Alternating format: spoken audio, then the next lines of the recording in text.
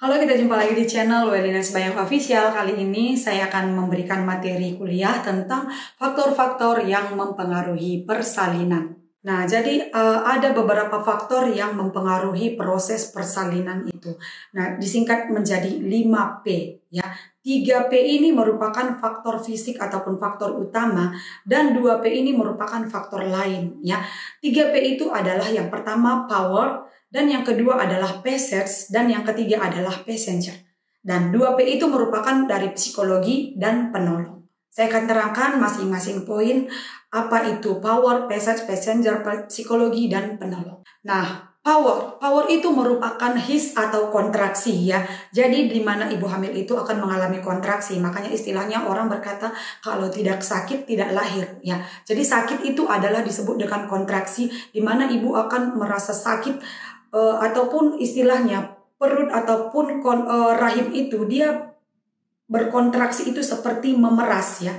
Rahim itu akan seperti memeras, itulah yang mengakibatkan perutnya menjadi keras dan itulah yang akan mendorong bayi itu turun ya, lahir gitu ya. Jadi kekuatan his atau power ini itu sangat mempengaruhi proses persalinan. Nah, jadi dalam power ataupun kontraksi ataupun his ini tadi ada beberapa masalah ataupun kelainan kontraksi otot rahim.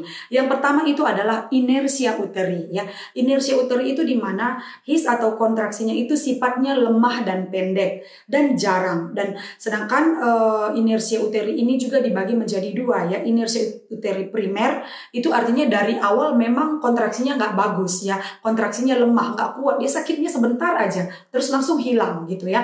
Dan ada inersia uteri sekunder, artinya di awal-awal dia bagus kontraksinya, sakitnya kuat, sakitnya lama, kemudian di tengah-tengah tiba-tiba melemah ya. Jadi itu adalah kelainan kontraksi otot rahim yang disebut dengan inersia uteri.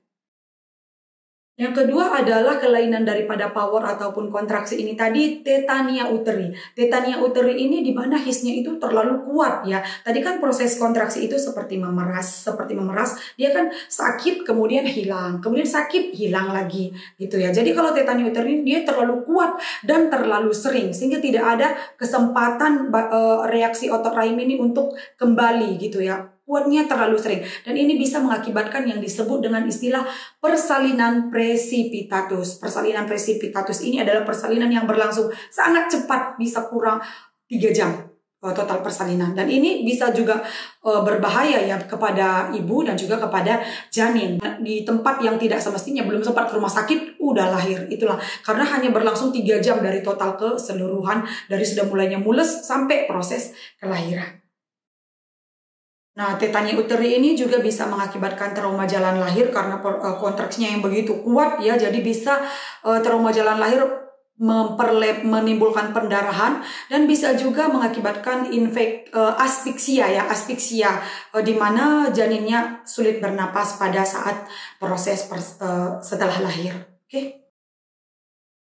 Yang kedua dari P tadi adalah passage atau jalan lahir. Jadi passage atau jalan lahir ini bercerita tentang panggul ya, mulai dari pintu atas panggul, bidang luas panggul dan bidang sempit panggul, dan juga bercerita passage ini adalah termasuk di situ adalah cervix ya.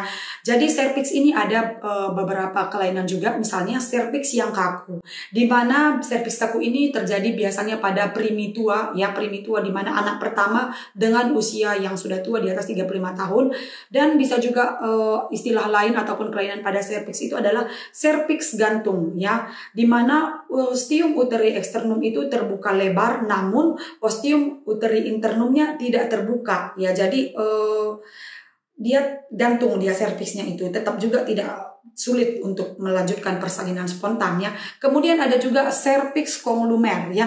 Cervix conglumer ini adalah di mana ostium uteri internumnya itu terbuka, namun ostium uteri externumnya tidak terbuka. Ini kebalikannya ya, yang di dalam terbuka, yang di luarnya tidak terbuka. Kalau yang tadi yang gantung tadi kan yang di depannya terbuka, tapi dia yang di dalamnya tidak terbuka ya, internumnya tidak terbuka.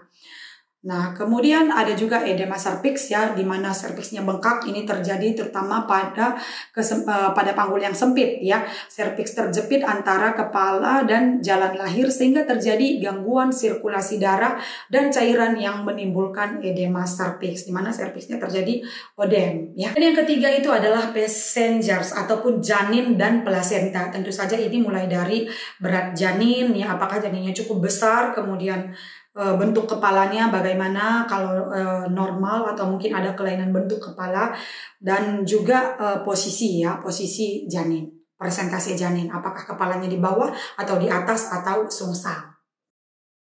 Nah, itu tadi dia 3 faktor utama. Yang pertama adalah power ataupun kontraksi, yang kedua adalah passage ataupun jalan lahir ya. Jalan lahir itu mulai dari panggul dan juga vagina dan hymen dan juga cervix tadi. Dan yang ketiga itu adalah passengers, yaitu janin dan juga kepala dan juga plasenta, kepala janin ya. Dan yang keempat itu bukan merupakan faktor utama, yaitu yang pertama tadi psikologi, yang melibatkan itu psikologi ibu, emosi ibu, kemudian juga pengalaman ibu, kebiasaan, dan juga dukungan dari orang-orang terdekat.